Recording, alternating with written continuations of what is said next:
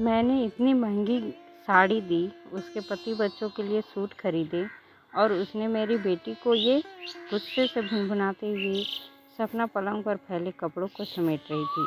तभी उसकी कामवाली रमा उसे चाय का प्याला थमाते हुए पूछने लगी, क्या हुआ दीदी, आज आपका मूड क्यों ऑफ है?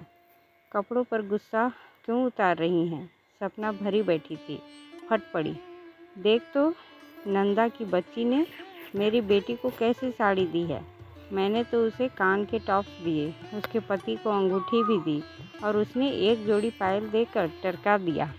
कंजूस कहीं की, अब तो उसे घर में घुसने ही नहीं दूंगी।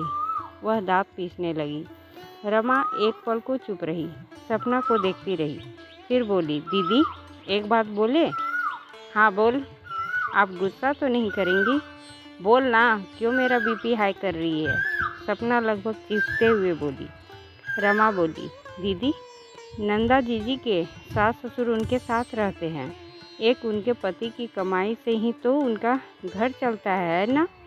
हाँ तो? सपना ने उसे घूर कर देखा। रमा बोली, छोटा मुंह बड़ी बात होगी, लेकिन ये बात तो सच है ना कि बिटिया के ब्याह में नंदा जीजी ने ही पूरा घर संभाला हुआ था। हमें तो आपने रसोई में भिड़ा दिया था, लेकिन हमने देखा कि आप थक कर बैठ जाती थीं, तब आपकी ननद ही सभी मेहमानों का आवाभगत करती थी। बुरा न मानना दीदी, आपकी बहनें और भाभियाँ भी तो आई थी, लेकिन एक हाथ नहीं हिलाया उन्होंने। बस आपकी ननद को ऑर्डर देती रहती। नंदा जीजी को तो ये भी होश नहीं रहता कि उनके बच्चों ने कुछ खाया भी है या नहीं। हाँ, ये बात तो तू सही कह रही है। सपना का गुस्सा ठंडा पड़ गया था। रमा कहने लगी, आपके मायके वालों ने तो पैसा खर्च करके ड्यूटी निभाई थी, लेकिन रिश्ता तो आपकी ननद ने ही निभाया था।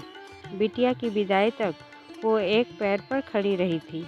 रही बात लेन देन की, तो दीदी उनका परिवार आपसे बड़ा है और कमाई आपसे कम। ऐसे में कुछ कम हो गया भी तो क्या? आपके पास तो भगवान का दिया सब कुछ है। सास ससुर आपके रहे नहीं तो उनका मायका तो भाई का घर ही हुआ ना।